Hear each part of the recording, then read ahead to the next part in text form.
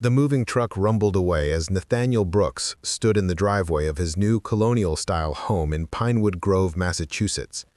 At 47, the retired Army major and former Delta Force commander had a powerful build that he deliberately softened with loose-fitting clothes and a slight hunch to his shoulders. He wanted to appear unthreatening to his new neighbors, knowing that his 6'2" frame and muscular body often intimidated people, especially in predominantly white spaces. Before we jump back in, tell us where you're tuning in from, and if this story touches you, make sure you're subscribed, because tomorrow I've saved something extra special for you. His wife, Diana, 45, emerged from the house with a smile that didn't quite reach her eyes. A university professor specializing in African American history had accepted a prestigious position at Pinewood Grove University that prompted their relocation. "What do you think?" she asked, gesturing to their surroundings.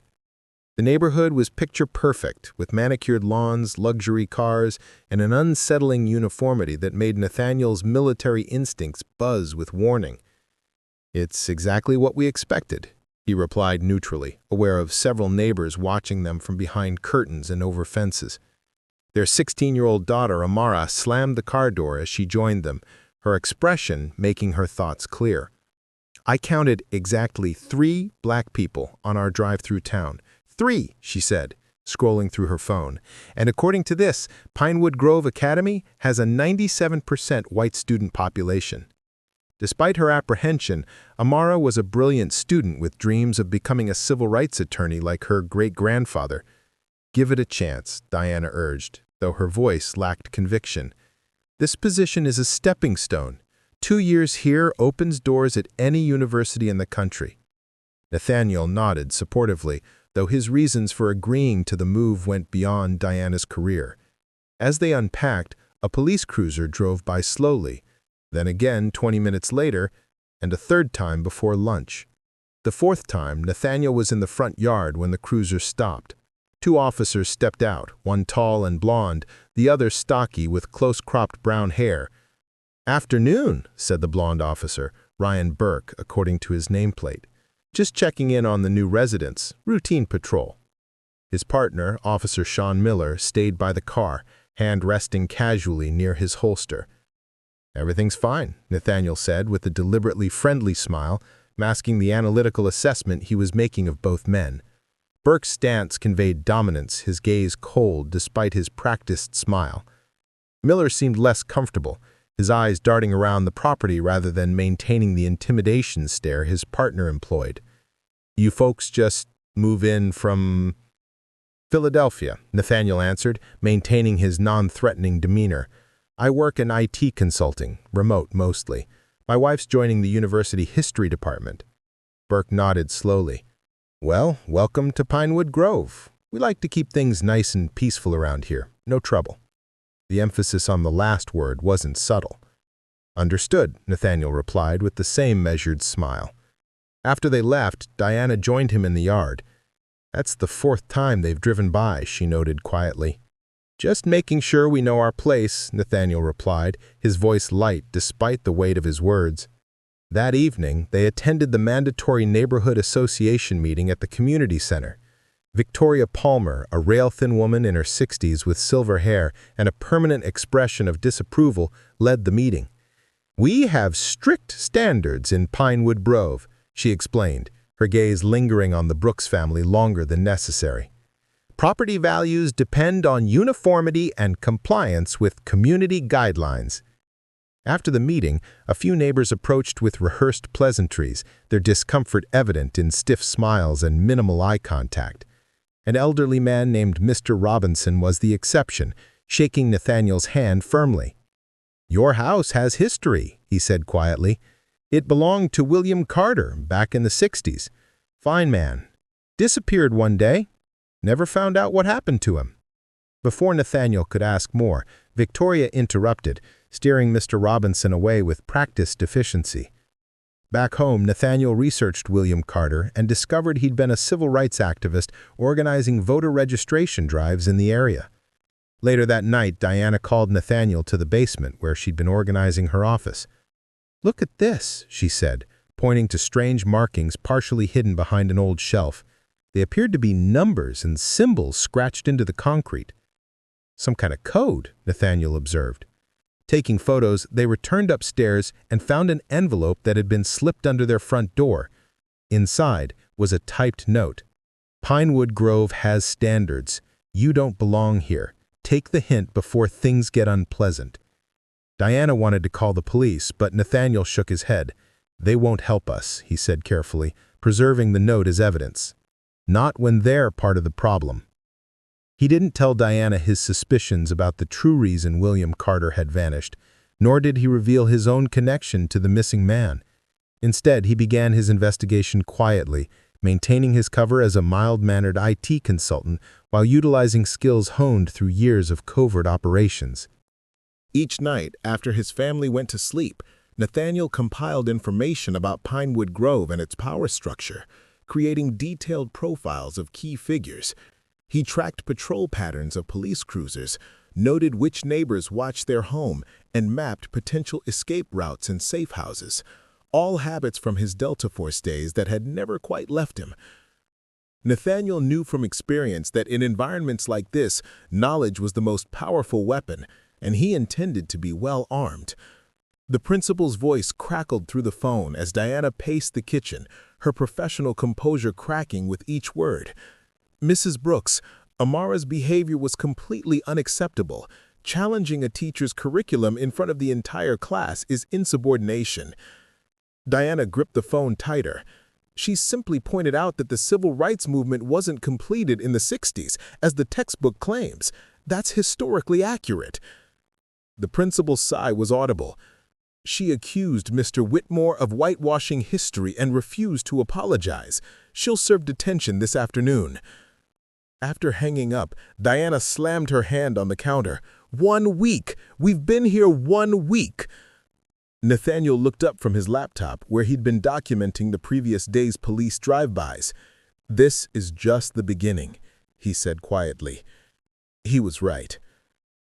2 days later, Diana returned from campus, ashen-faced. Her office door had been spray-painted with racial slurs. Campus security dismissed it as a fraternity prank, refusing to file an official report despite her insistence. They said installing cameras would be an overreaction, she told Nathaniel, fury replacing her initial shock. The department chair suggested I shouldn't make waves so early in my position. Nathaniel nodded, adding this incident to his growing file. The pattern was familiar from his intelligence work. First isolation, then escalation, followed by gaslighting to make the victims doubt their own experiences. The next morning, Nathaniel was driving exactly at the speed limit when flashing lights appeared behind him. He pulled over immediately, putting both hands visibly on the steering wheel as Officers Burke and Miller approached. "License and registration," Burke demanded without preamble. Nathaniel complied silently. "Do you know why I pulled you over?" Burke asked, shining his flashlight directly into Nathaniel's eyes despite the morning sunlight. "No, officer, I don't," Nathaniel replied evenly. "You were driving erratically. I need you to step out of the vehicle." Nathaniel knew this was a critical moment. His military training had prepared him for far worse than an aggressive cop, but any display of that training would escalate the situation. He complied with deliberate slowness, movements telegraphed and non-threatening. As Burke conducted a pat-down that was more about dominance than security, Nathaniel subtly pressed the emergency recording button on his watch, a habit from his Delta Force days. "I'm going to search your vehicle," Burke announced, not phrasing it as a request. "I don't consent to a search," Nathaniel stated calmly. "My wife's expecting me home." Burke smirked. "That's unfortunate, because I smell marijuana. That gives me probable cause." As Burke conducted his search, Miller watched Nathaniel with an unreadable expression. Burke emerged from the car minutes later, holding a small plastic bag. "Well, well, what do we have here?" Nathaniel maintained his composure despite the obvious plant. "That's not mine, and it wasn't in my car before you searched it." Burke's smile widened. "They all say that. Turn around, hands behind your back." Just then, Miller cleared his throat. Maybe we should just issue a warning this time, Burke. First offense and all. Burke shot his partner an annoyed look, but ultimately nodded. Consider yourself lucky. Next time won't end so well. After they left, Nathaniel sat in his car, analyzing what had happened. Miller's intervention was unexpected. Was it conscience or something else? The planted drug suggested they were setting him up for a future arrest when it would be more convenient. That afternoon, Nathaniel filed a formal complaint with the police department, requesting to speak with Chief Thomas Caldwell. The chief was a broad-shouldered man in his 50s, with cold blue eyes that assessed Nathaniel like a threat from the moment he entered the office. "These are serious accusations, Mr. Brooks," Caldwell said after reviewing the complaint. "Officers Burke and Miller have exemplary records." Nathaniel kept his expression neutral. "I have the encounter recorded, Chief Caldwell, including Officer Burke planting evidence in my vehicle." The chief's expression hardened. "Recording police officers without their consent is illegal in this state, Mr. Brooks. I'd be careful about making such claims without proof that you can legally present." The threat was clear. "False accusations against officers can result in charges. I suggest you withdraw this complaint and adjust your attitude about how things work in Pinewood Grove." Nathaniel left without another word, but with confirmation of his suspicions. The system was rotten from the top down. When he returned home, Diana found him researching the Pinewood burning of 1964. Rumors of a black church and community center being destroyed during voter registration efforts. The official record called it an electrical fire, but newspaper accounts from neighboring towns suggested arson with police involvement. "This town has been covering up its history for decades," Diana said, showing him microfiche copies from the state library. Their conversation was interrupted by frantic barking, followed by a pained yelp from their backyard. Nathaniel rushed outside to find their German shepherd, Shadow, convulsing on the grass. He immediately recognized the symptoms of poisoning from his combat medical training. "Get my black bag from the garage," he shouted to Diana. Using activated charcoal and an emergency injection kit he kept for precisely such situations, Nathaniel stabilized the dog while Amara called the veterinarian. The vet confirmed rat poisoning as the cause, remarking that it was the third pet poisoning in the neighborhood that month, all belonging to minority families. That night, Nathaniel installed military-grade security equipment throughout their property. Motion sensors, hidden cameras, and silent alarms that would alert his phone. He worked until dawn, using skills that his neighbors would be shocked to discover he possessed. 3 days later, the security system proved its worth when it captured footage of neighborhood teens spray painting slurs on their garage while a police cruiser idled at the end of the street, officers clearly visible but making no move to intervene. The next day, Nathaniel approached Mr. Robinson, who was tending his garden. "I'd like to hear more about William Carter," he said conversationally. The elderly man's hands trembled slightly.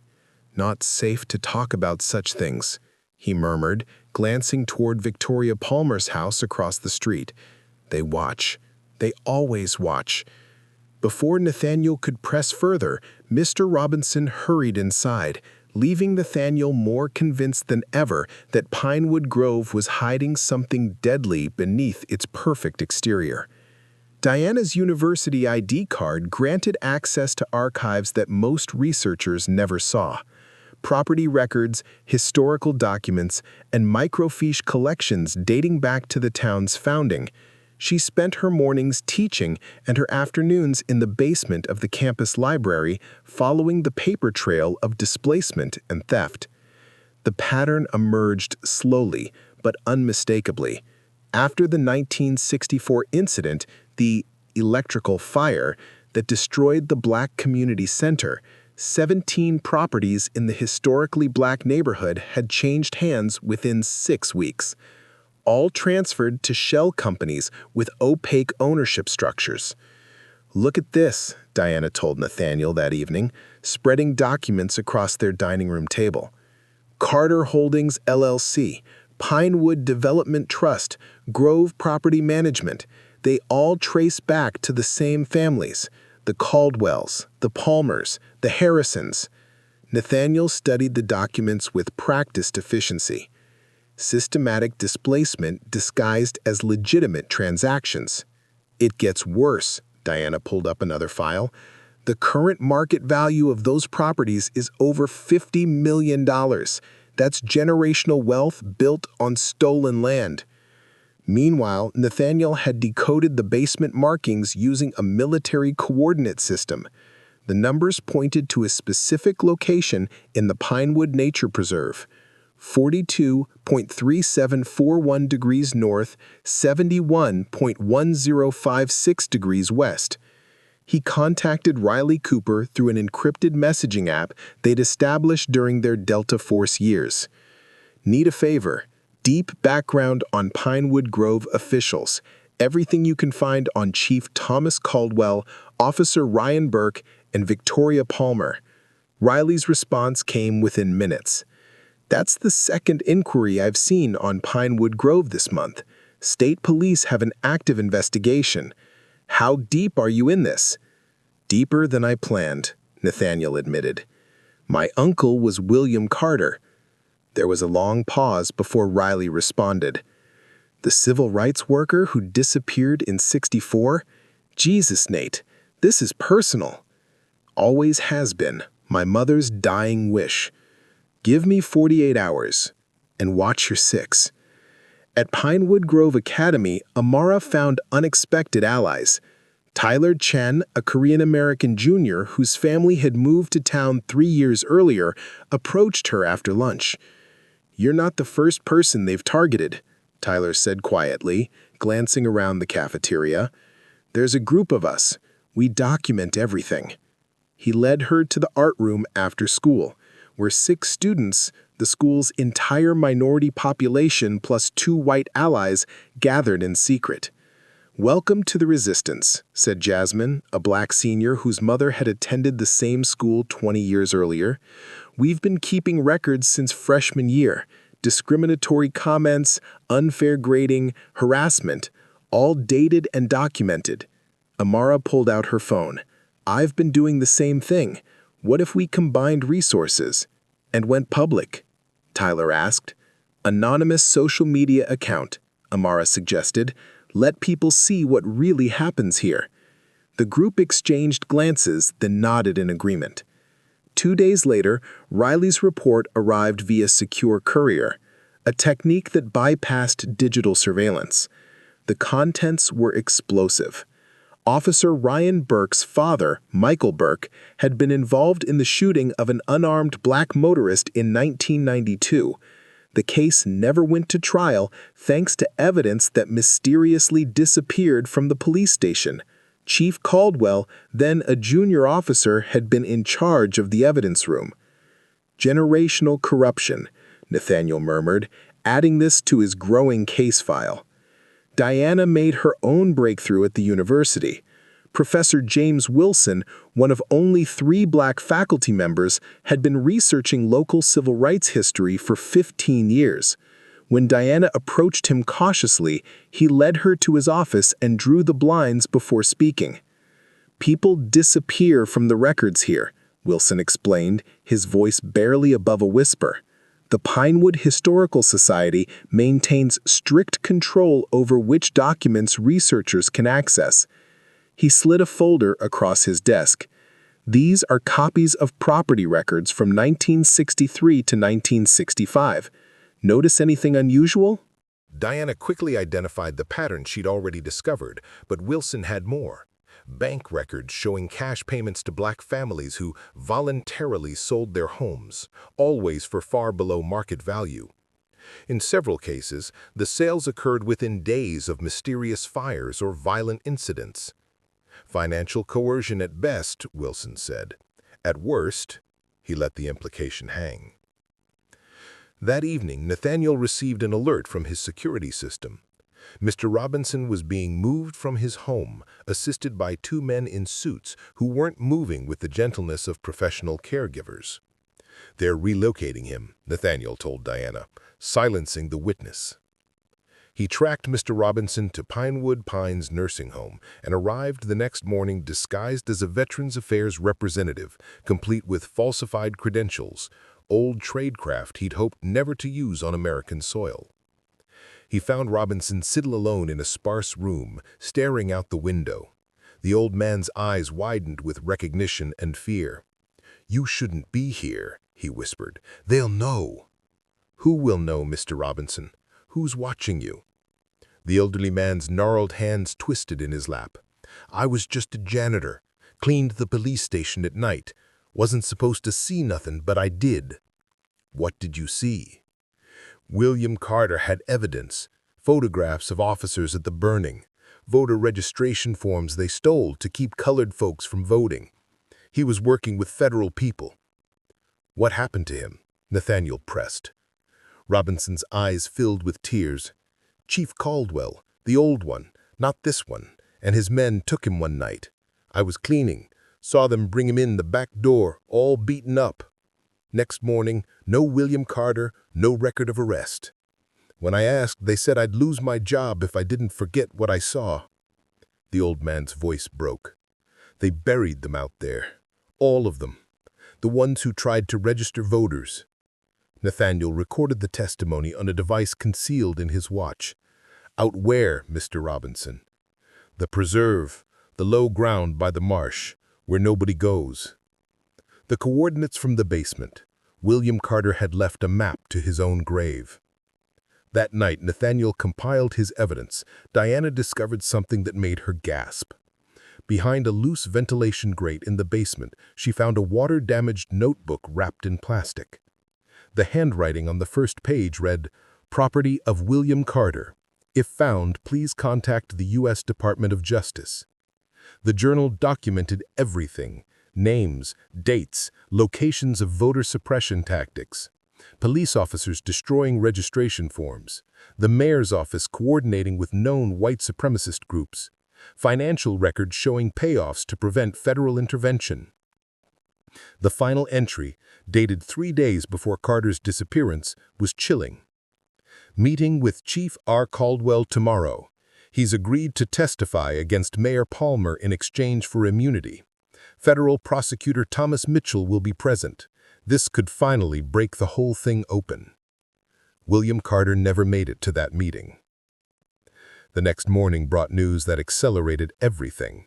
Victoria Palmer announced at an emergency town council meeting that the Pinewood Nature Preserve Development Project was being fast-tracked. Construction would begin in 1 week, not the originally planned month.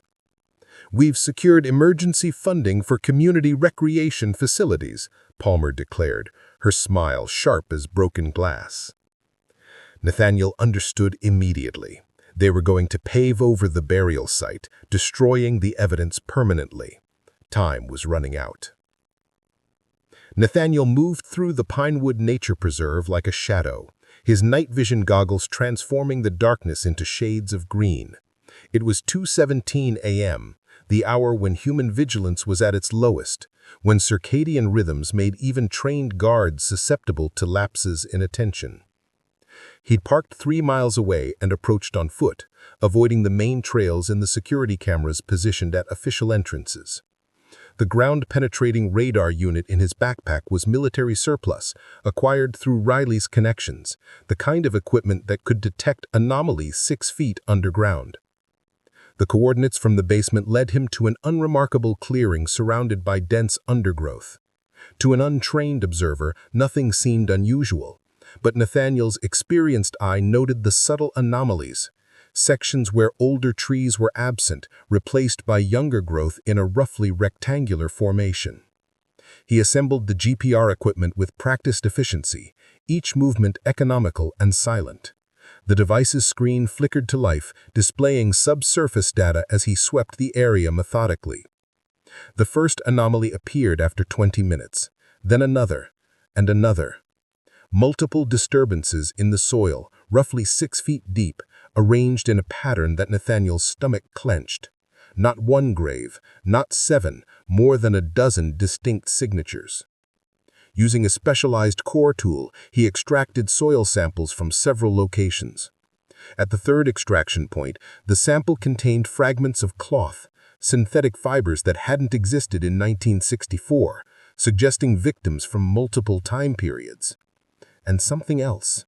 Bone fragments, unmistakably human. Nathaniel carefully collected and labeled everything according to forensic protocols he'd learned during evidence collection training in hostile territories. He photographed each sample with a handheld digital microscope, capturing images that would be admissible in court. The sound of engines in the distance froze him mid-documentation. 2 ATVs appeared, their headlights cutting through the darkness. Nathaniel melted into the undergrowth, controlling his breathing, watching as 2 uniformed officers circled the clearing. "All clear at the preservation site," one officer reported into his radio. "No signs of disturbance." Preservation site. The terminology confirmed this wasn't routine patrol. They were specifically protecting this location. After the officers departed, Nathaniel took a different route back to his vehicle, stopping twice to ensure he wasn't being followed. By dawn, the samples were packaged and on their way to Riley via secure courier, with a request for expedited DNA analysis. 3 days later, Riley's call came through on Nathaniel's encrypted phone. "The samples match missing person records from 1964, Riley said, his voice tight. "We've confirmed 3 distinct individuals so far, including William Carter. Nate, this is a mass grave. You need to bring in the FBI." "Not yet," Nathaniel replied. "We need more evidence. They'll destroy everything if we move too soon." While Nathaniel investigated the physical evidence, Diana made her own discovery. She'd been organizing boxes in the basement when she noticed the ventilation grate was slightly askew. Behind it, wrapped in multiple layers of plastic, was a water-damaged journal. William Carter's journal. Diana's hands trembled as she turned the pages, reading her husband's uncle's words from 60 years ago. Carter had documented everything with meticulous detail: dates, names, photographs he'd taken of police officers at the church burning, voter registration forms they'd stolen to prevent black citizens from exercising their rights. But it was the final entry that made Diana's blood run cold. September 14, 1964.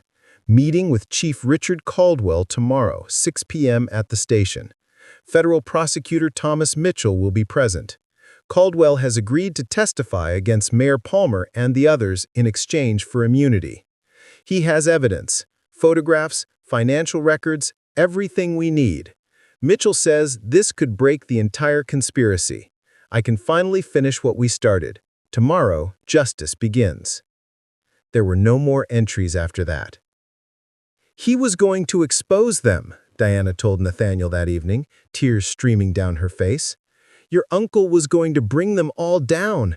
That's why they killed him. Nathaniel held her, his jaw clenched. And my mother spent her entire life wondering what happened to her brother, wondering if she could have saved him. Meanwhile, Amara's anonymous social media account, Pinewood Truth, had gained momentum. She and Tyler had compiled testimonials from current and former students alongside historical photographs of civil rights activists. The account gained 5,000 followers in the first week, then 10,000, then 20,000.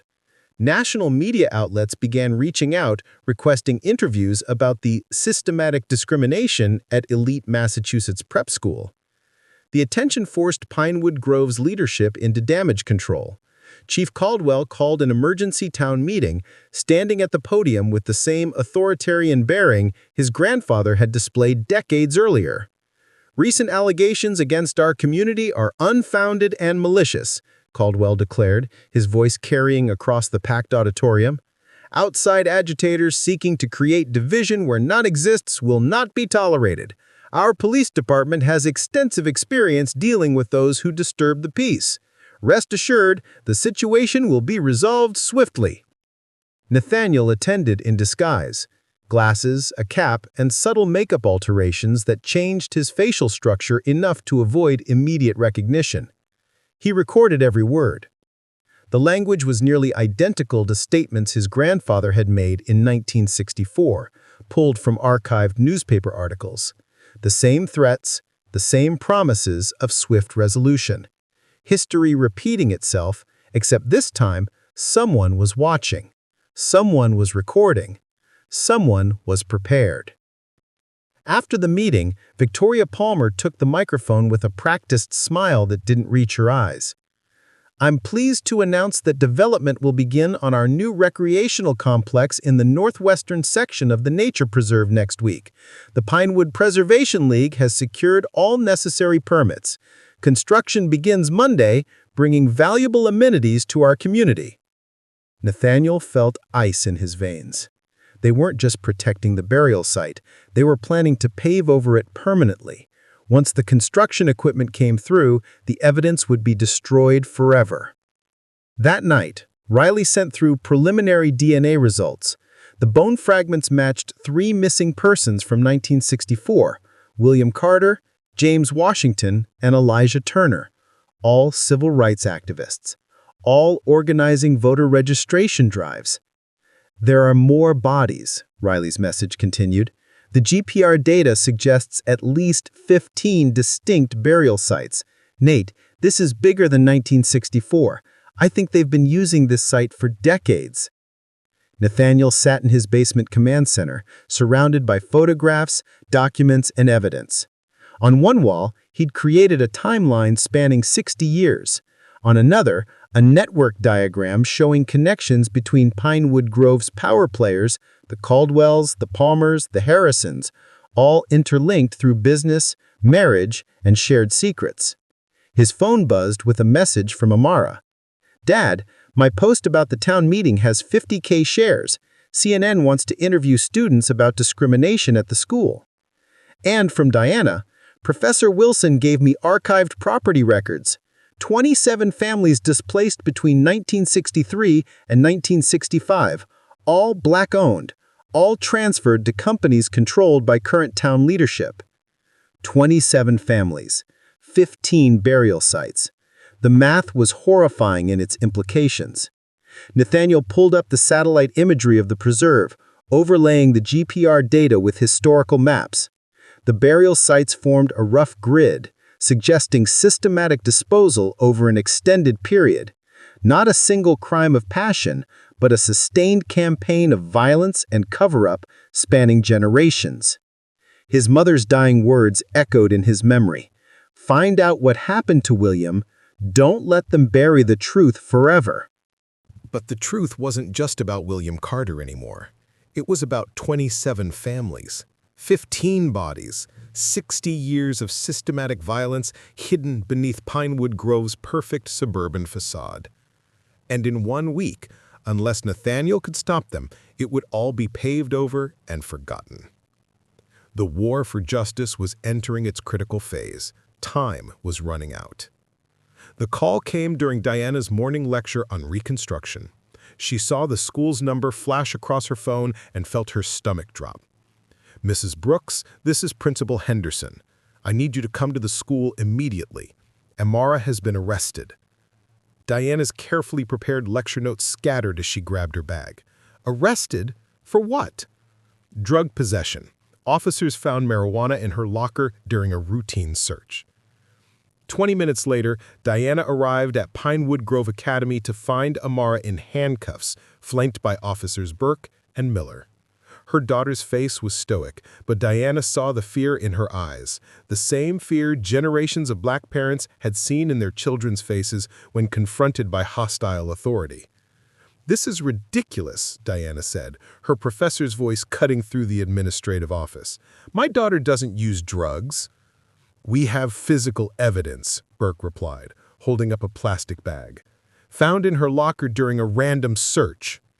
Random search? Diana's legal training from years of civil rights research kicked in. Was there a warrant? Was Amara notified? Was a parent or guardian present? "School policy allows searches based on reasonable suspicion," Principal Henderson interjected nervously. "And what was the reasonable suspicion?" Henderson hesitated. Burke answered instead. "Anonymous tip. We take drug reports very seriously." Diana was already dialing Sharon Hayes, the civil rights attorney Nathaniel had retained weeks earlier in anticipation of exactly this scenario. Hayes arrived within 30 minutes, briefcase in hand and righteous indignation radiating from her professional demeanor. "This is textbook harassment," Hayes stated after reviewing the arrest report. "Random searches require parental notification. No witnesses were present during this discovery. The chain of custody is compromised, and conveniently, no video footage exists of the locker search." Chief Caldwell emerged from his office, eyes narrowing at the sight of Hayes. "Didn't take long to lawyer up. Guilty conscience, Mrs. Brooks?" "Just ensuring my daughter's rights are respected, Chief, like any parent would." Hayes intervened smoothly. "My client is 16, arrested without a parent or guardian present, and was not properly Mirandized according to juvenile procedure. I'm requesting her immediate release and destruction of all records related to this illegal detention." Caldwell's jaw tightened. "Your daughter had drugs in her possession, Mrs. Brooks. That's a serious offense even for a juvenile. We take law and order seriously in Pinewood Grove." The emphasis on law and order sent a chill down Diana's spine. It was the same language used to justify violence against civil rights activists in the 1960s. Amara was released 30 minutes later, charges pending further investigation. Outside, local reporter Gavin Phillips approached with a microphone and cameramen. "Mrs. Brooks, can you comment on your daughter's arrest for drug possession?" The speed with which the story reached media suggested coordination with the police. Diana stepped between the reporter and Amara. "My daughter was wrongfully detained. We have no further comment during this ongoing legal matter." The damage was already done. By evening, Amara's arrest was featured on local news and social media, carefully worded to imply guilt while technically maintaining alleged status. While Diana dealt with Amara's arrest, Nathaniel was being followed. The unmarked black SUV with government plates had picked him up when he left their safe house that morning. He'd noticed it immediately, old habits from operating in hostile territories, but let it follow him, mentally cataloging the vehicle's movements and the patterns of its surveillance. He led them on a deliberately mundane route: coffee shop, grocery store, bank, all the while using reflective surfaces to observe his watchers and the counter-surveillance techniques to ensure Diana and Amara weren't also being tailed. The SUV finally broke off after 3 hours, apparently satisfied he wasn't doing anything suspicious. But Nathaniel recognized the surveillance for what it was: a message: "We're watching. We know where you go. We can reach you anywhere." That evening, security alerts lit up Nathaniel's phone. Multiple intrusion attempts at their home, the house they'd left that morning per his contingency protocols. His hidden cameras captured everything. 5 men, 2 in police uniforms, conducting a professional search. They weren't looking for evidence. They were installing their own surveillance equipment and searching for Nathaniel's investigation materials. "They've compromised the house," Nathaniel told Diana and Amara at the safe house, a cabin 30 miles away he'd rented under a false identity. "Where do we go?" Amara asked, her usual confidence shaken by the day's events. "We have options," Nathaniel replied, pulling up his contingency plans. "But first, we need to accelerate our timeline. They're not trying to intimidate us anymore. They're trying to eliminate us as a threat." The next morning brought another blow. Diana received an email from her department chair. Her research funding was being reallocated due to budget constraints. The timing was too convenient, the explanation too thin. Professor Wilson confirmed the truth when Diana called him. "Major donors threatened to pull funding if the university continued supporting your civil rights research." The president's office caved immediately. "Let me guess," Diana said bitterly. "The donors are all connected to the Preservation League." Every single one. Meanwhile, Elena Diaz, the investigative reporter from the Boston Herald who'd been researching Pinewood Grove's corruption for years, reached out through an encrypted messaging app. "I have financial records," she wrote, "tax documents showing how the Caldwell family acquired properties after the riots in 1964. Ownership traces to companies controlled by the Pinewood Preservation League. Can we meet?" Nathaniel agreed to meet her at a diner in a neighboring town. Elena arrived with a flash drive and visible bruising on her face. "What happened?" Nathaniel asked. "Fell down some stairs," she said with dark humor, "right after two men in ski masks suggested I stop investigating certain local families. But I've covered war zones. I don't scare easy." She pushed the flash drive across the table. "Everything I've compiled in 5 years. Property records, financial transactions, witness statements from people too afraid to go on record. The Preservation League isn't just protecting old crimes, they're profiting from them. Those stolen properties, worth over $70 million now." That night, Nathaniel made a decision. Passive documentation wasn't enough anymore. His family was under direct attack. Mr. Robinson was being targeted for elimination. Riley had intercepted chatter about a planned medical emergency at the nursing home. It was time to activate Phoenix Protocol. Nathaniel sent out an encrypted message with a single code phrase. "Phoenix Protocol active. Full team deployment authorized." Within 6 hours, 4 unmarked vehicles would converge on a rendezvous point outside Pinewood Grove. From them would emerge Nathaniel's former Delta Force team: Carlos Vega, Darius Williams, Sarah Chen, and Jacob Mercer. None had hesitated when Nathaniel's emergency call came through. The bond forged in combat extended beyond military service. When one of their own faced an enemy, they all faced that enemy. As Nathaniel prepared for their arrival, his home in Pinewood Grove erupted in flames. Security footage transmitted to a secure cloud storage showed uniformed officers entering before the blades began, carrying accelerant containers. Local news would report it as a tragic electrical fire. But Nathaniel knew the truth. The gloves were coming off. The enemy had declared open war, and Nathaniel Brooks was finally ready to fight back. The abandoned Sterling Steel factory on the outskirts of Pinewood Grove had been empty for 12 years, a casualty of outsourcing and economic decline.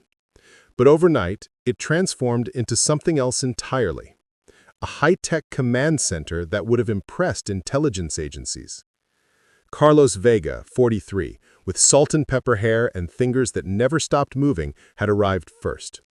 Within hours, he'd set up an array of equipment that operated independently of local infrastructure: military-grade encryption, satellite uplinks, and monitoring systems tapped into every surveillance camera in town. "We're seeing everything they see," he explained, gesturing to banks of screens displaying real-time feeds, "plus everything they don't know we're watching." Darius Williams, powerfully built, with movements as precise as a Swiss watch, organized their tactical gear in a separate room.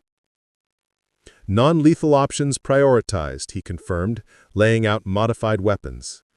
"Though I've got lethal backups if things go sideways."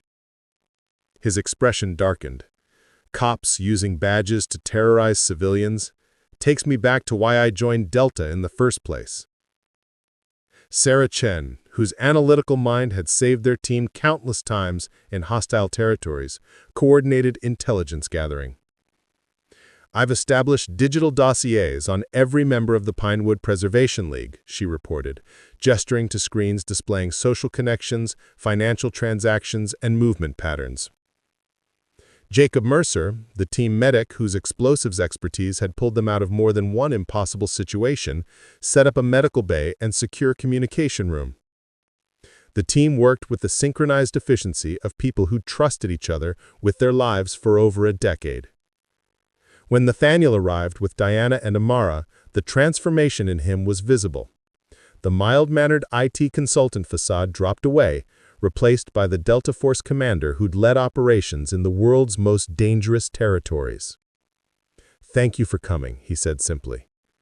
"We're family," Darius replied. "You call, we answer." Diana watched this military precision unfold, turning to Nathaniel with new understanding. "This is why you were always so confident, even when they escalated. You knew you had this capability in reserve." Nathaniel nodded. "Phoenix Protocol was established after our team faced corruption during a mission in Eastern Europe. We vowed to be ready if any of us ever encountered similar threats, even domestically. He hadn't told her everything, though. The protocol existed in a gray area of legality. Former operators using military training and equipment on American soil without official sanction. Their actions needed to remain undetectable, their evidence gathering immaculate for legal prosecution to follow. "Amara," Nathaniel said, his voice gentle but firm, "there's something I need to tell you both. Something I should have told you from the beginning." He pulled up photographs on one of the screens. Images of William Carter from the 1960s. William Carter was my uncle, my mother's brother. On her deathbed, she asked me to find out what really happened to him. He paused. "I didn't move to Pinewood Grove for Diana's job. I moved here because this is where my uncle was murdered. Everything. My entire military career. The specialized training. The intelligence connections.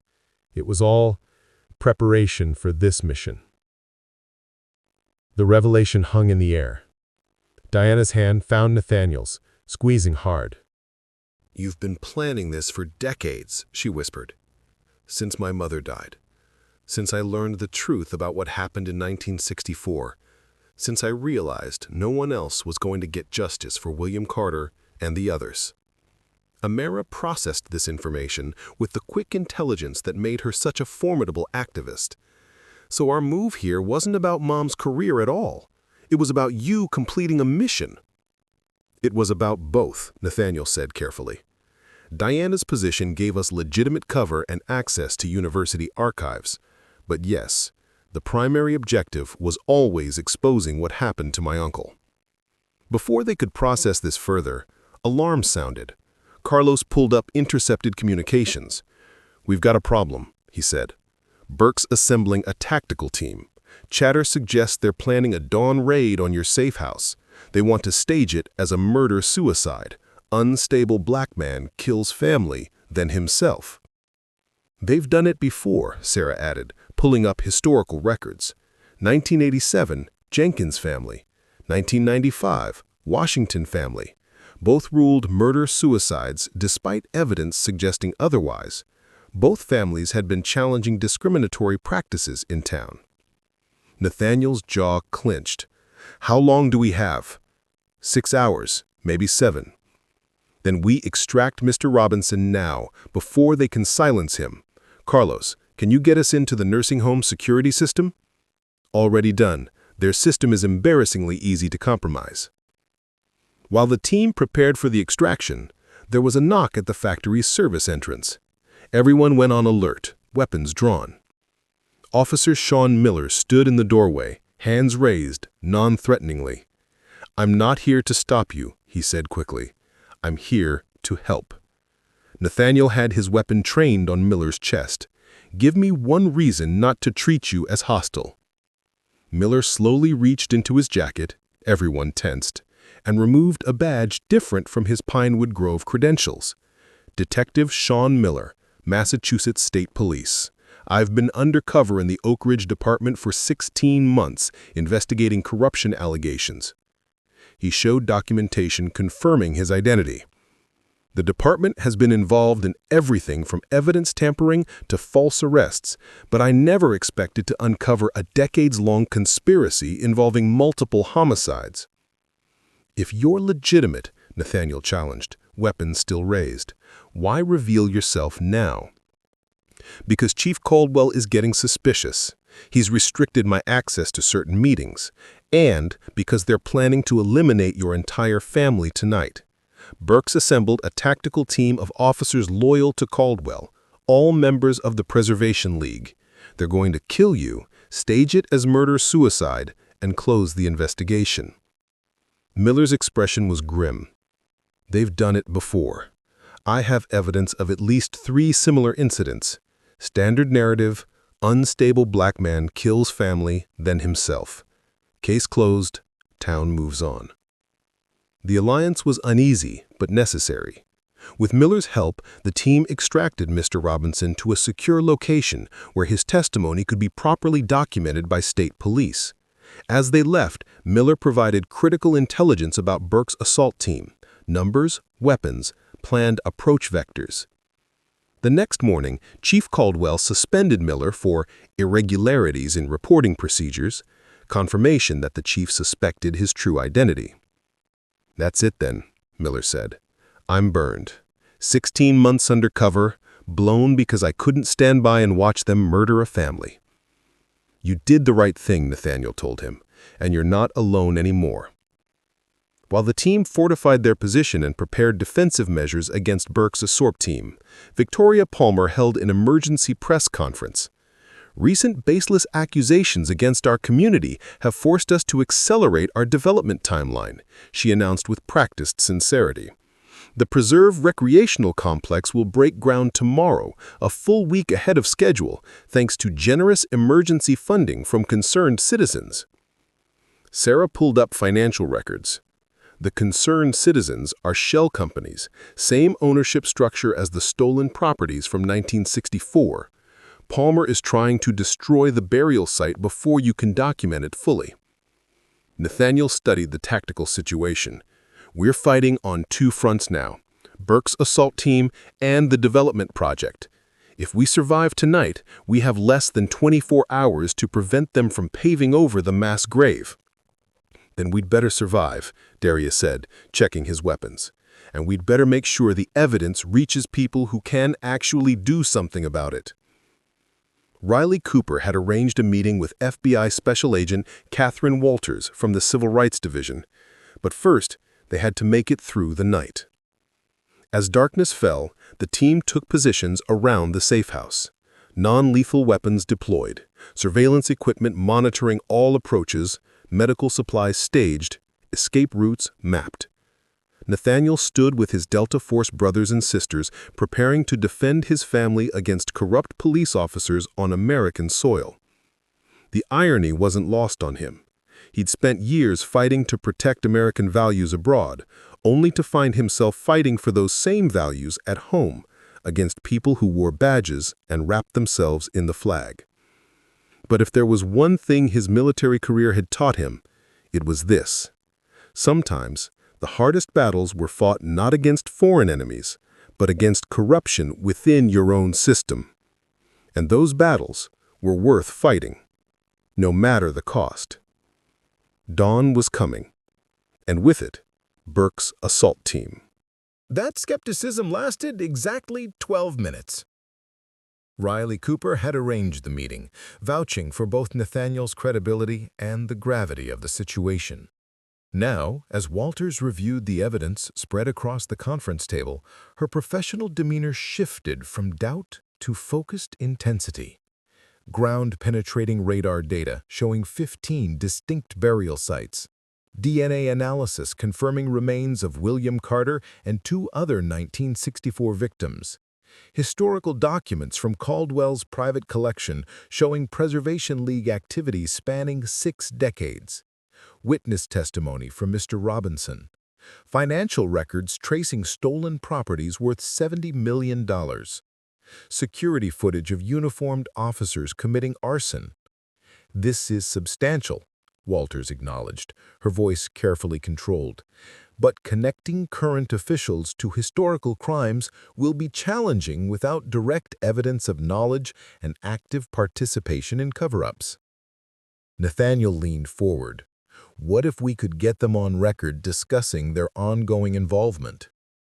Audio recordings of current officials explicitly discussing civil rights violations and conspiracy to commit murder. Walter's eyes sharpened. That would change everything. Federal charges, RICO prosecution, the works. Sarah Chen pulled up intelligence analysis on one of the screens. The Preservation League is holding an emergency meeting tonight at Caldwell's Lake House. All major players will be present. Caldwell, Palmer, Judge Harrison, state politicians, business leaders. They're desperate. Palmer's accelerating the development project. Burke's assault team failed. They're regrouping to decide their next move. Walters considered this carefully. If you can obtain recordings of them discussing ongoing criminal activity, we can move immediately. But it has to be obtained legally, or it's inadmissible. Massachusetts is a two-party consent state, Nathaniel acknowledged, but if they're meeting in a location with no reasonable expectation of privacy, say near an open window in a non-residential area, audio captured from outside the property line would be legal. Walters didn't quite smile. I didn't hear you say you were planning anything. I'm simply noting that admissible evidence would accelerate our investigation significantly. While the team planned their surveillance operation, Diana worked in the university archives compiling a comprehensive victim list. What started as 7 known civil rights activists from 1964 had expanded through meticulous research through property records, missing person reports, and oral histories from Black communities in neighboring towns. 27 names, 27 people who had disappeared between 1963 and 1968 after challenging Pinewood Grove's racial hierarchy or attempting to purchase homes in white neighborhoods. It wasn't just the activists, Diana told Nathaniel over their secure video link. It was anyone who threatened their control. Teachers who taught Black students, business owners who served Black customers, even a journalist from Boston who wrote about voter suppression. She paused, emotion cracking through her academic composure. They've been doing this for 60 years. How many bodies are really out there? At Pinewood Grove Academy, Amara's expulsion hearing became a turning point. The school board, dominated by Preservation League members, had scheduled the hearing for 3 p.m. on a Thursday, maximizing disruption while minimizing potential for protest. They hadn't counted on the students. At 2:45 p.m., hundreds of students walked out of classes, gathering outside the administration building in silent protest. Many wearing T-shirts bearing photographs of historical civil rights activists, alongside the words, "Pinewood Remembers." Amara watched from the hearing room window as the crowd swelled. Tyler Chen had organized it through encrypted messaging, coordinating with student groups across the county. Local media arrived, then regional outlets, then national networks alerted by the viral social media coverage. "This hearing is canceled," Principal Henderson announced nervously, clearly receiving urgent messages from someone in authority. "We'll reschedule when circumstances are more appropriate." Outside, students began sharing their testimonials. A Latina sophomore describing racial slurs from teachers, an Asian American junior detailing systematic grade manipulation, a Black freshman recounting being followed by security despite never violating rules. The pattern was undeniable, the evidence overwhelming. Elena Diaz, barely recovered from her beating, arrived at the protest with camera crew in tow. Her investigative report on Pinewood Grove's financial corruption would air that evening on the Boston Herald's platform, complete with documents showing the Preservation League's political donations across Massachusetts. "The university president sits on the Preservation League board," Elena reported to camera, her bruised face lending credibility to her words. "His grandfather established an endowment fund in 1965 using capital from properties stolen from Black families. That fund now holds over $30 million in assets." The story was breaking nationally, constraining the antagonists' options. You couldn't quietly eliminate a family when CNN was broadcasting student protests and investigative reports about generational corruption. But it also made them more dangerous. Cornered animals fought hardest. That evening, as Nathaniel and Darius prepared for the Lake House surveillance operation, Sarah's intelligence network picked up alarming chatter. "She's regrouping. They're planning another assault for dawn tomorrow. Different tactics this time. Make it look like a home invasion by unknown perpetrators. No police involvement on the surface." "They're going to hire outside contractors," Miller explained. "I've heard rumors about the league using mercenaries for problems that need to look unconnected to local authority." Nathaniel studied the tactical situation. 2 operations running simultaneously. obtain recordings of the Preservation League meeting while defending against a professional assault team. We split our resources, he decided. Darius and I handle the surveillance. Carlos maintains overwatch and communications. Sarah coordinates defensive preparations at the safe house. Jacob stages medical supplies at both locations. And if things go wrong? Miller asked. Then we adapt, Nathaniel replied with the calm certainty of someone who'd operated in far more dangerous circumstances. We've faced worse odds in worse places. What he didn't say, they'd always had official sanction before, government backing, legal authority to operate.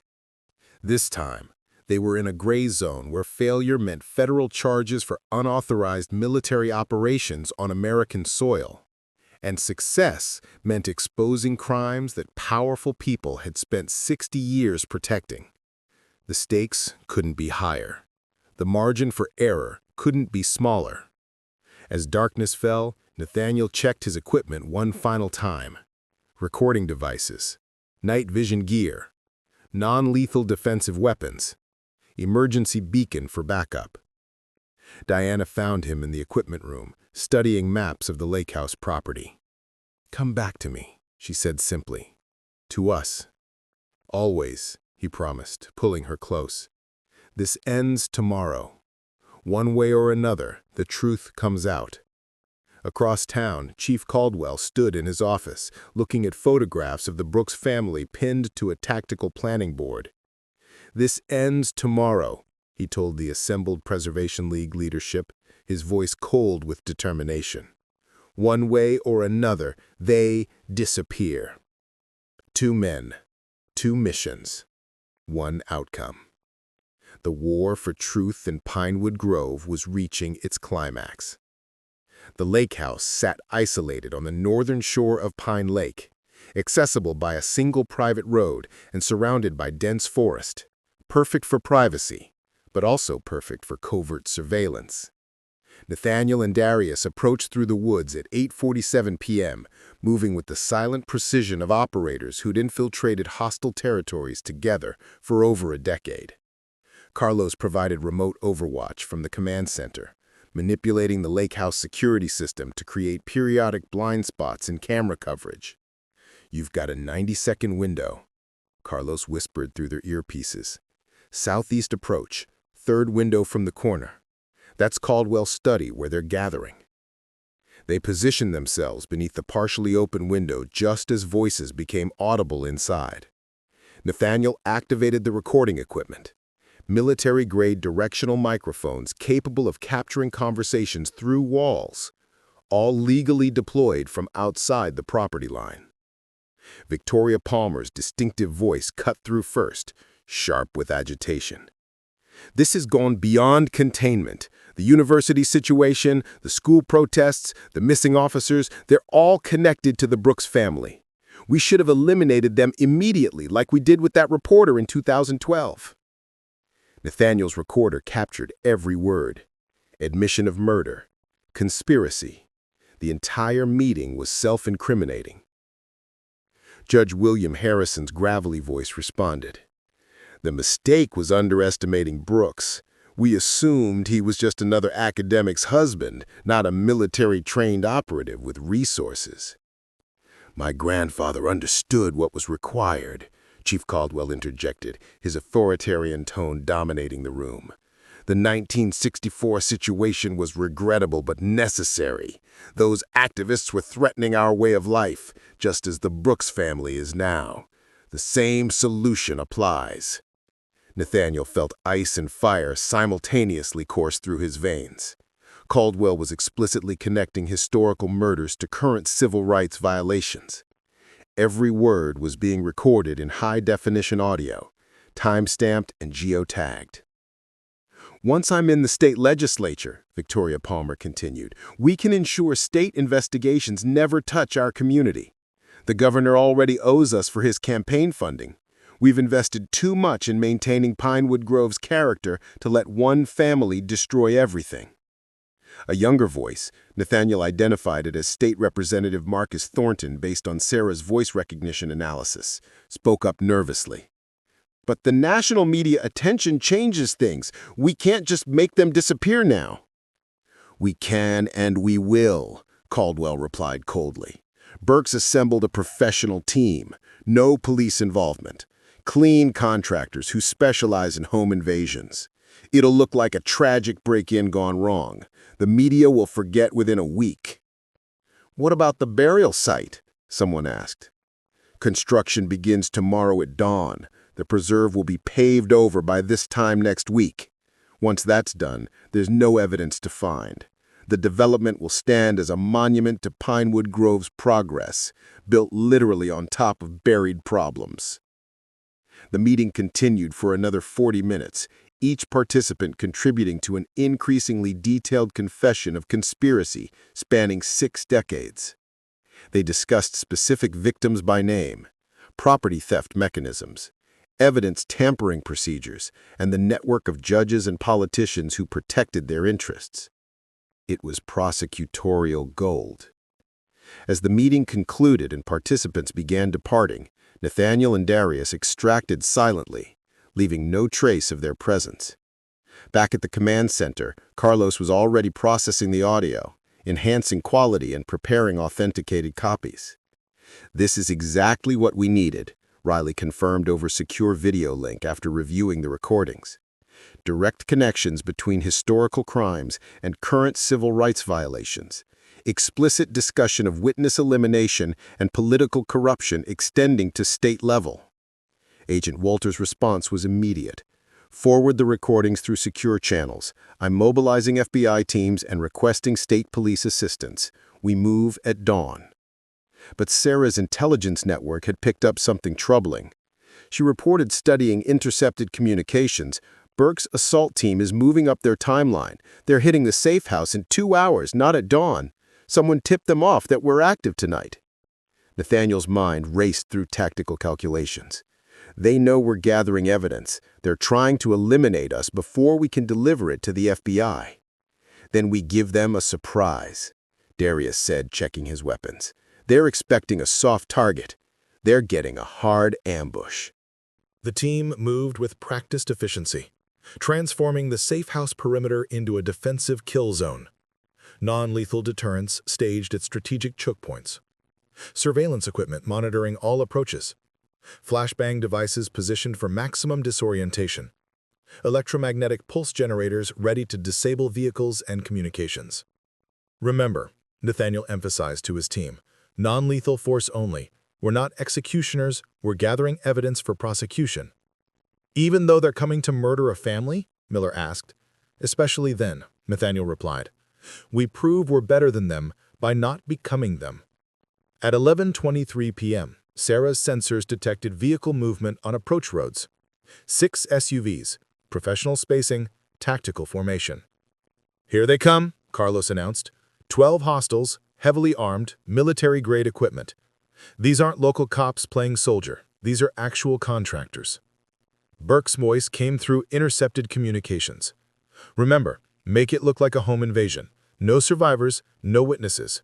Clean it up and scatter before local police respond."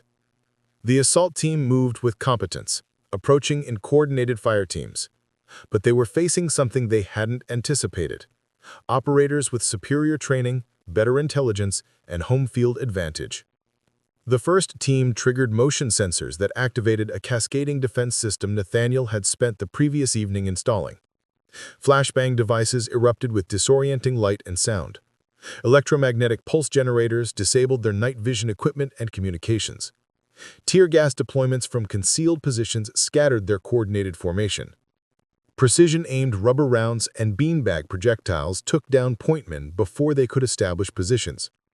Within 90 seconds, 5 contractors were neutralized and fleeing. Burke's second-in-command, disoriented and isolated, found himself surrounded by Delta Force operators with weapons trained on center mass. "Down on the ground," Darius commanded. "Hands behind your head." The contractor complied immediately, recognizing superior tactical position. "I want immunity," he gasped. "I'll testify about everything. Burke hired us to stage a home invasion and murder. I have documentation." Burke and the remaining contractors retreated to their vehicles, attempting to flee.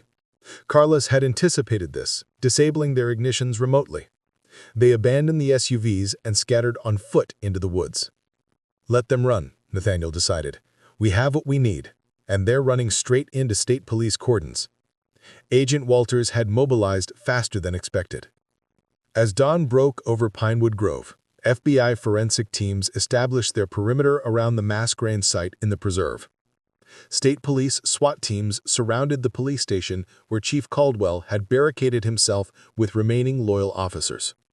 And national media, alerted by coordinated releases from Elena Diaz and the student activists, descended on the small Massachusetts town where a 60-year conspiracy was finally being exposed. The recordings were uploaded to secure FBI servers. The evidence was documented, the witnesses were protected. The truth, after 6 decades of burial, was finally breaking into daylight. Burke's assault team arrived at the safe house at 5:17 a.m., exactly 90 minutes before their planned timing. Someone had compromised their operational security, accelerating the timeline in hopes of catching the Brooks family unprepared. They found something else entirely. The first team triggered motion sensors that activated a cascading defense system Nathaniel had spent the previous evening installing. Flashbang devices erupted with disorienting light and sound. Electromagnetic pulse generators disabled their night vision equipment and communications. Tear gas deployments from concealed positions scattered their coordinated formation. Darius Williams and Jacob Mercer, positioned in elevated hides with non-lethal weapons, picked off point men with precision-aimed rubber rounds and beanbag projectiles. Each shot was calculated for maximum incapacitation with minimal permanent injury. "Contact rear," one contractor shouted into a dead radio, not realizing Carlos had jammed all frequencies. Sarah Chen coordinated defensive movements from the command center, her tactical displays showing real-time positions of all hostile forces. 3 hostiles retreating northeast, 2 more trying to flank south. Burke's position is center rear, directing traffic. The engagement lasted exactly 4 minutes and 37 seconds. 5 contractors were detained with zip ties, nursing bruised ribs and wounded pride. 3 more fled into the woods where state police units, pre-positioned by Agent Walters, were waiting. Burke's second-in-command, surrounded and isolated, made the rational choice. "I want immunity," he gasped as Nathaniel approached with weapon trained. "I'll testify. Burke hired us through a private military contractor. We have documentation of payment, operational orders, everything." Burke himself retreated to the police station with his remaining loyal officers. Exactly 7 men, all Preservation League members, all compromised by decades of corruption. "All units, barricade positions," Caldwell's voice commanded over the police radio that Carlos had compromised. "No surrender. Our state-level assets are intervening with the FBI. We hold until political solution arrives." What Caldwell didn't realize, every word was being transmitted directly to Agent Walters' command post, providing real-time evidence of obstruction of justice. As dawn broke over Pinewood Grove, the situation crystallized into a multi-agency response unprecedented in the town's history. FBI forensic teams, protected by state police, began careful excavation of the mass grave site. Each layer of soil was photographed and documented. Each piece of evidence, bone fragments, cloth remains, personal effects, was cataloged with meticulous precision. State police SWAT teams established perimeter around the police station, establishing clear lines of communication with the barricaded officers inside. And media outlets, local, regional, national, converged on Pinewood Grove, satellite trucks lining Main Street as reporters attempted to piece together the rapidly developing story. Inside the police station, reality was dawning on the barricaded officers. National news was broadcasting footage of FBI excavations. Their own communications were compromised, and their chief was making increasingly erratic decisions. 3 officers surrendered within the first hour, walking out with hands raised, grateful to escape the situation with minimal charges. Victoria Palmer, watching her careful conspiracy collapse, made a desperate decision. At 7:15 a.m., she attempted to flee the country, arriving at a private airfield with a chartered plane fueled and waiting. Sarah Chen's intelligence network tracked her movements in real time. Palmer's at Henderson Field, trying to board a plane to a non-extradition country. Federal agents intercepted her on the tarmac. In her luggage, historical documents she'd attempted to remove from evidence, including photographs of her grandfather participating in the 1964 killings, financial records of the Preservation League, and coded ledgers detailing bribes paid to state officials. Inside the police station, Caldwell's desperation escalated. At 9:47 a.m., he took 3 civilian administrative employees hostage, Sharon, Marcus, and Jennifer, dragging them into his office at gunpoint. "I want immunity and $10 million in an offshore account," he demanded through the FBI negotiator's phone line. "I have information implicating state officials, judges, even a congressman, worth a lot more than what I'm asking." Agent Walters managed the negotiation with professional patience. "Let's talk about the hostages first, Chief. They're not part of this situation." "Everything's part of this," Caldwell snarled. "You want information? I give you names that'll bring down half the state government, but I need guarantees first." After 4 hours of fruitless negotiation, Caldwell made a specific demand. "I'll only talk to Nathaniel Brooks. He's the architect of my downfall. He should be the one to hear my terms." The FBI tactical commander objected immediately. "We don't negotiate with civilians. Too many variables, too much risk." But Nathaniel had already made his decision. "I'm going in." Diana grabbed his arm. "This could be a trap. He wants to kill you personally." "I know," Nathaniel replied calmly. "But those hostages are innocent. If my presence ends this without violence, it's worth the risk." Wearing a bulletproof vest but carrying no weapons, Nathaniel entered the police station at 2:15 p.m. FBI snipers maintained sightlines to Caldwell's office through windows. Tactical teams stood ready to breach if necessary. The station was eerily empty, abandoned by officers who'd fled when confronted with the choice between loyalty and prosecution. Nathaniel moved slowly through corridors he'd visited months earlier when he'd filed his first complaint against Burke. Now he was here to end what his uncle had started 60 years ago. Caldwell's office door was open. The police chief sat behind his desk, service weapon trained on the 3 employees huddled in the corner. He looked nothing like the confident, imposing figure who'd threatened Nathaniel months earlier. His uniform was disheveled, face haggard, eyes burning with a mixture of hatred and fear. "Sit," Caldwell commanded, gesturing to the chair opposite his desk. Nathaniel complied, keeping his hands visible, his demeanor calm. "You've destroyed everything," Caldwell said, voice raw with emotion. 3 generations of work maintaining order in Pinewood Grove gone because you couldn't leave well enough alone. Is that what you call it? Maintaining order? 27 murdered people, 60 years of systematic violence, stolen property worth millions. That's not order. That's oppression.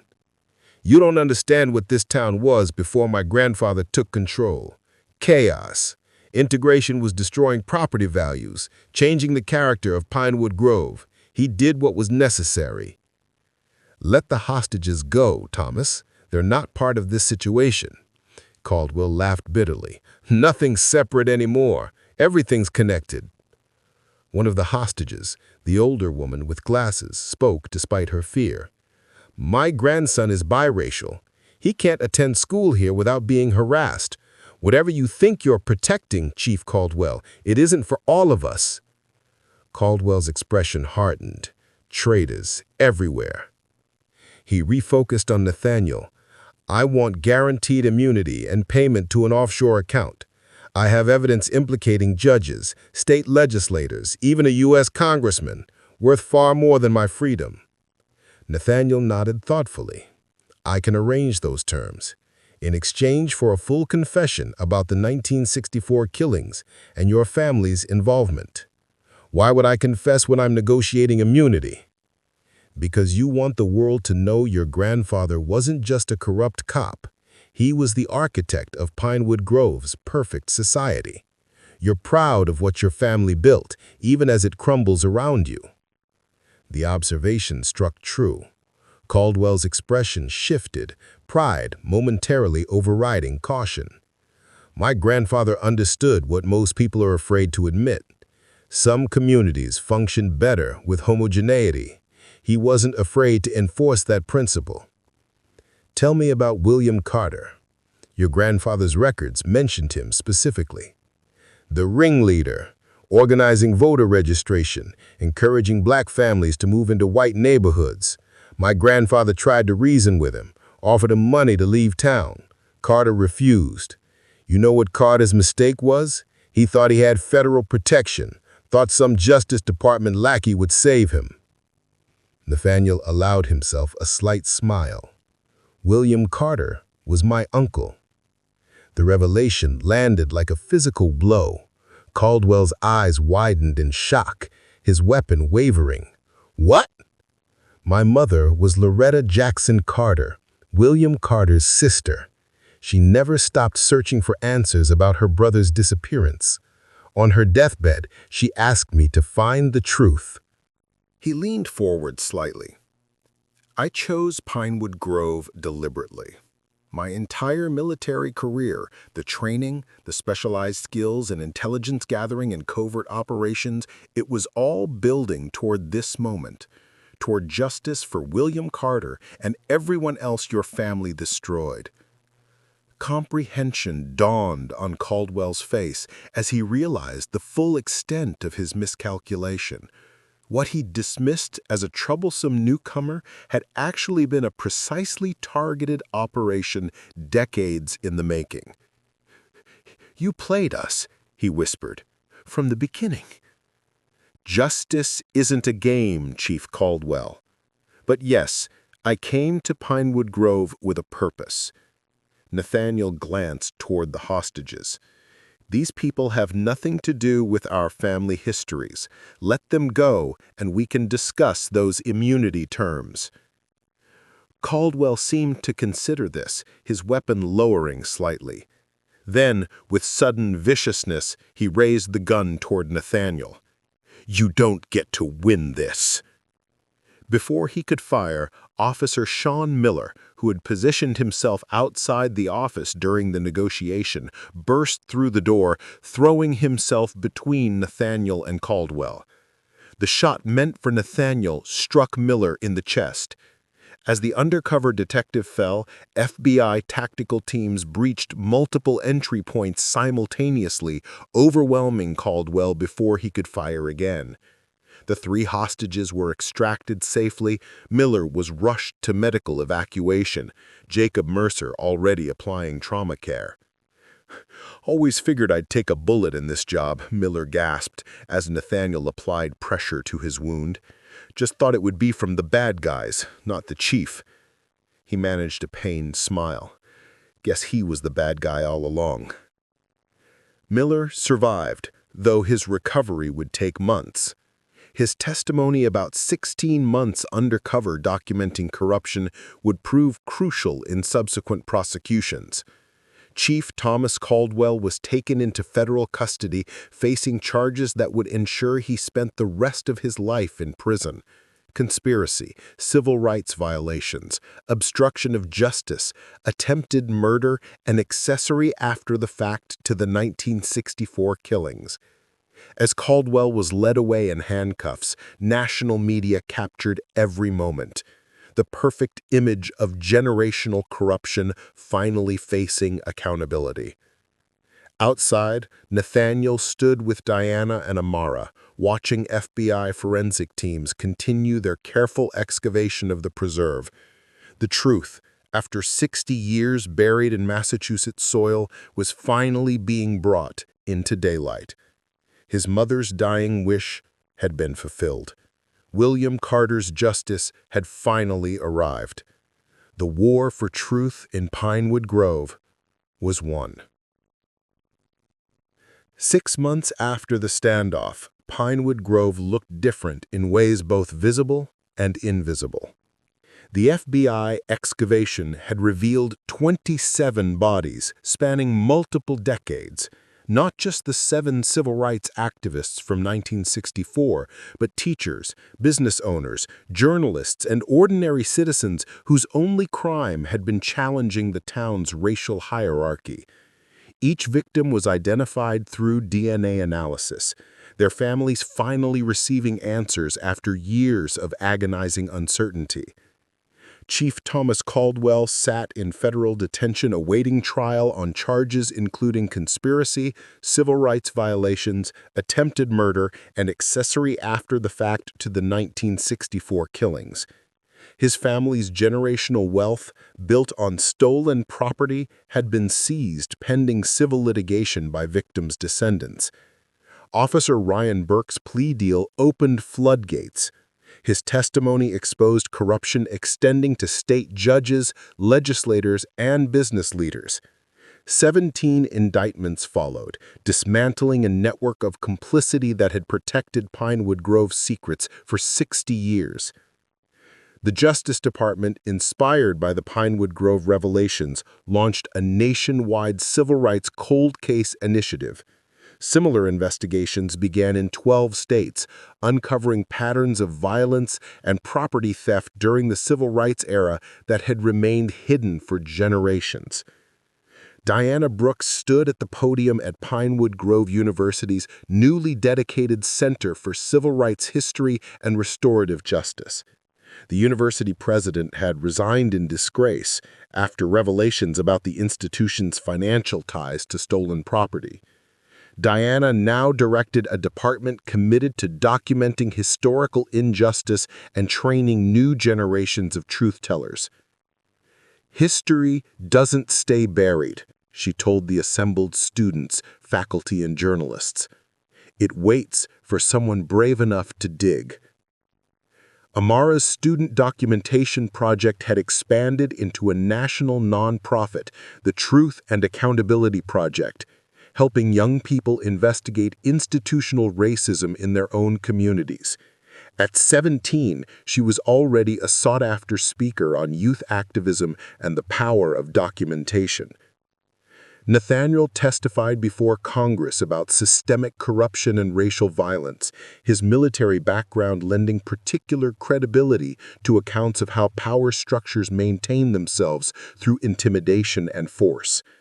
With Riley Cooper and his Delta Force teammates as directors, he established the William Carter Foundation dedicated to solving unsolved civil rights crimes. The Brooks family chose to remain in Pinewood Grove, despite numerous offers to relocate. Running away would validate everything the Preservation League stood for, Nathaniel explained at a community meeting. This town doesn't belong to them. It belongs to everyone who lives here, past, present, and future. On a crisp October morning, hundreds gathered for the dedication of the Civil Rights Memorial in the town square. 27 names were engraved in black granite, finally acknowledged publicly after decades of erasure. Nathaniel stood before the memorial with Diana and Amara, placing flowers beneath his uncle's name. William Carter, 1932 to 1964. Around them gathered a genuinely diverse community. The new police chief, a black woman from the state police, students from Amara's activism network, reporters who'd covered the story, and citizens committed to ensuring history was never erased again. My Uncle William believed that change was possible, even in places with deeply entrenched systems of injustice, Nathaniel told the crowd, his voice carrying across the silent gathering. He was right, though the cost was tragically high and the time frame longer than any of us would wish. He looked out at the faces before him, young and old, black and white and brown, united by shared commitment to truth. William used to say that the moral arc of the universe bends toward justice, but it doesn't bend on its own. People have to do the bending. He paused. Today, we continue that work. Amara approached her father as the ceremony concluded. "Do you think Grandma Loretta would be proud?" she asked, referring to the grandmother she'd never met. Nathaniel put his arm around his daughter's shoulders, looking at the monument bearing his uncle's name. "I think she would say that remembering is just the beginning. Justice requires vigilance in every generation." The perfect suburban facade of Pinewood Grove had been shattered, revealing the rot beneath. But in its place, something more authentic and equitable was beginning to grow. A community confronting its past honestly, committed to ensuring that buried truths would never again be allowed to poison the present. 27 names on black granite. 60 years of silence broken. One family's refusal to be intimidated. And a simple truth that William Carter had known in 1964, that his nephew Nathaniel proved in 2025. Some truths are worth fighting for, no matter how deeply they're buried or how long it takes to bring them into light. Justice delayed is painful, but justice denied is unacceptable. In Pinewood Grove, Massachusetts, after 60 decades of darkness, justice had finally arrived. Up next, you've got 2 more standout stories right on your screen. If this one hit the mark, you won't want to pass these up. Just click and check them out. And don't forget to subscribe and turn on the notification bell so you don't miss any upload from us.